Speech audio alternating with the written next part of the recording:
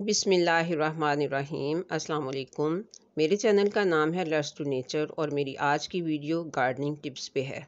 आज मैं जिस प्लांट के बारे में बात करने वाली हूँ वो एक बहुत ही फेमस प्लांट है। ख़ास तौर पे इंडिया में तो बहुत ही फेमस है और बहुत से लोगों ने इसके बेनिफिट्स को जानते हुए इसे अपने घरों में ग्रो भी कर रखा है, क्योंकि ये अपनी खूबसूरती के साथ साथ एक मेडिसिनल प्लांट भी है। ख़ास तौर पे साउथ इंडिया में तो ये तकरीबन हर घर में ग्रो किया जाता है, क्योंकि एक तो इसकी महक बहुत अच्छी है, दूसरे ये अपने अंदर हर्बल होने के लिहाज से बहुत से तिब्बी फ़वाइद भी रखता है। तीसरे इसकी खूबसूरत पत्तियाँ आपके घर में जहाँ हरियाली और खूबसूरती बखेरती हैं, वहाँ बहुत ही अच्छी खुशबू भी बखेरती हैं। तो आइए सबसे पहले तो हम इस प्लांट का नाम जान लेते हैं। इसको आम ज़ुबान में अजवाइन प्लांट कहा जाता है। इसको इंग्लिश में मैक्सिकन मिंट या इंडियन बोरिज कहते हैं। साउथ इंडिया में इसको कारपुरावली कहा जाता है। तो ये एक सकुलेंट फैमिली से बिलोंग करता है। तो आज मैं आपके साथ इसकी केयर के बारे में बात करूंगी कि जिसमें मिट्टी कैसी हो, सनलाइट कितनी हो, वाटरिंग कितनी करनी चाहिए, फर्टिलाइज़र कौन सा हो और कब देना चाहिए, ये कटिंग से ग्रो होता है या नहीं होता, इसकी कटिंग कैसे और कब लगानी चाहिए, इसको आम तौर पे कैसे यूज़ किया जाता है, ये सब बातें मैं आपके साथ शेयर करने वाली हूँ। वीडियो को एंड तक देखिएगा और कुछ भी स्किप मत कीजिएगा। वीडियो की लेंथ ज़्यादा होने के बावजूद भी ये वीडियो आपके लिए बहुत ही फ़ायदेमंद साबित होगी। सबसे पहले तो ये सवाल उठता है कि इसको जो अजवाइन प्लांट कहा जाता है, तो क्या ये असल अजवाइन है, जिसे कि हम इंग्लिश में कैरम सीड्स कहते हैं और जो हमारे किचन के मसालों में मौजूद होती है, ये उस अजवाइन का प्लांट है क्या? तो इसका जवाब है नहीं। ये असल अजवाइन का प्लांट नहीं है, बल्कि इसकी खुशबू चूँकि बहुत तेज़ और बिल्कुल अजवाइन जैसी होती है, इसलिए इसको अजवाइन प्लांट कहा जाता है। बाज़ लोग तो इसकी प्लांट को ओरिगैनो भी कहते हैं। हो सकता है ये ही ओरिगैनो हो और हो सकता है ना भी हो। मुझे इसका सही इल्म नहीं है, लेकिन इसकी खुशबू चूँकि बहुत तेज़ होती है, इसलिए इसकी खुशबू की वजह से इसको ओरिगैनो कहा जाता होगा। इसकी खुशबू इतनी तेज़ होती है कि अगर आप इसकी पत्तियों को हाथ लगा लें या किसी पत्ती को पकड़कर तोड़ लें या मसल लें, तो आपकी उँगलियों से देर तक खुशबू आती रहेगी। इसकी पत्तियाँ जो हैं ये बहुत ही नाज़ुक होती हैं, बिल्कुल सॉफ्ट, मॉइस्चर और मखमली सी होती हैं। इसका स्टेम भी बहुत आसानी से टूट जाता है, ज़रा सा कि कोई चीज़ लग जाए तो ये स्टेम जो है ये टूट जाता है। और ये इसकी पत्तियाँ भी और इसका स्टेम भी अपने अंदर काफ़ी ज़्यादा मॉइस्चर रखते हैं। तो आप देखें कि इसकी पत्ती जो है ये ज़रा चौड़ी होती है, जबकि अगर हम असल अजवाइन को ग्रो करें तो उसकी पत्तियाँ जो हैं निकलती हैं वो बिल्कुल धनिये की तरह बारीक-बारीक सी होती हैं और उसके ऊपर फिर वाइट कलर के छोटे-छोटे से फ्लावर्स आते हैं और उनमें से अजवाइन को कलेक्ट किया जाता है।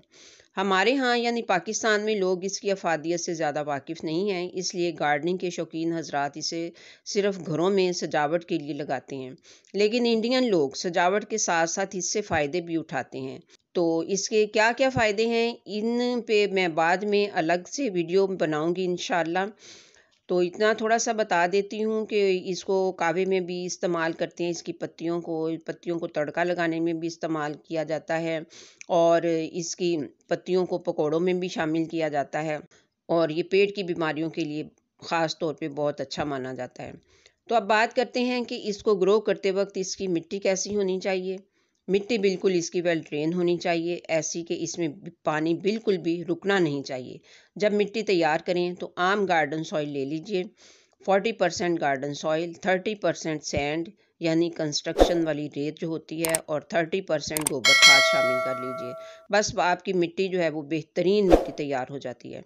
कम से कम मैं तो अपने तमाम प्लांट्स के लिए ऐसे ही मिट्टी बनाती हूँ, क्योंकि प्लांट जो है ये वाला कटिंग से बहुत ही ईज़िली ग्रो हो जाता है।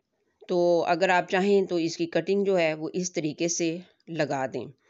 ये देखिए मैंने इसकी कटिंग को बिल्कुल बहुत ही इजी तरीके से लगाया है। आप देख सकते हैं, एक कटिंग काट लीजिए और बस उसको मिट्टी में लगा दीजिए।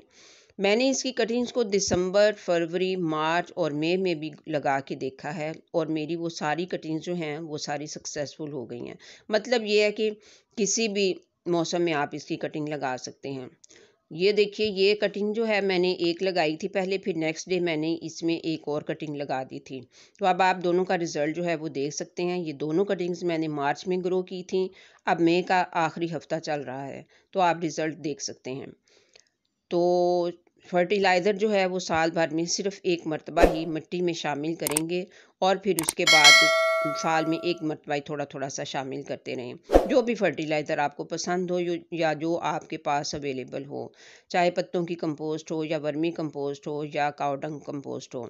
क्योंकि ये प्लांट एक फ्लावरिंग प्लांट नहीं है, किसी किस्म की कोई फ्लावरिंग नहीं करता, इस वजह से इसको किसी किस्म का कोई भी फर्टिलाइज़र ज़्यादा नहीं चाहिए होता, साल में सिर्फ़ एक मरतबा ही काफ़ी है। अगर वाटरिंग की बात करें तो वाटरिंग आप इसको बिल्कुल कम ही करें, क्योंकि ये सक्यूलेंट फैमिली से है, इसलिए जब मिट्टी आपको अच्छी तरह से ड्राई नज़र आए तो आप उस वक्त ही वाटरिंग करें। तो सनलाइट की बात करें तो विंटर में फुल डे की सनलाइट हो और समर में 4-5 घंटे की सनलाइट हो तो बहुत ही बेहतर है। कम सनलाइट और ज़्यादा वाटरिंग से इसकी पत्तियां इस तरीके से हो जाती हैं, काले काले से निशान पड़ने लगते हैं। तो जब मैं कहीं जाती हूँ तो फिर मेरे बाद प्लांट्स के साथ ज़रूर ही कोई ना कोई मसला हो जाता है। ये भी निशान इसी तरह से पड़े हैं, ओवर वाटरिंग और कम सनलाइट की वजह से। अब मैंने इसको फुल सनलाइट में रख दिया है, यहाँ जहाँ पर कि 5-6 घंटे की या 4 कम से कम 4-5 घंटे की धूप तो आती ही है। अब 5-6 दिन हो चुके हैं इनको इस तरह से तेज़ धूप में रखे हुए, 4-5 घंटे की धूप इनको मिल रही है। तो अब आप इसका रिज़ल्ट खुद ही चेक कर सकते हैं कि पत्तियाँ पहले से बहुत बेहतर हो गई हैं। तो इस प्लांट पे किसी भी किस्म के पेस्ट वगैरह का अटैक नहीं मैंने देखा कभी। मैं जो बातें भी आपके साथ शेयर कर रही हूँ अपने तजर्बे की बिना पे शेयर कर रही हूँ। आपको इसकी केयर में कोई भी मेहनत नहीं करनी पड़ती है सिवाय वाटरिंग का ख्याल रखने के और सनलाइट का।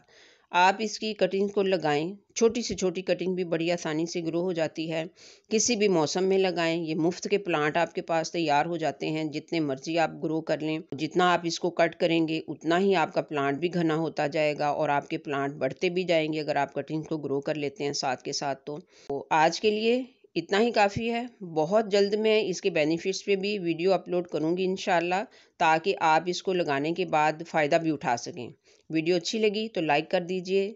मिलते हैं फिर नेक्स्ट इंशाल्लाह।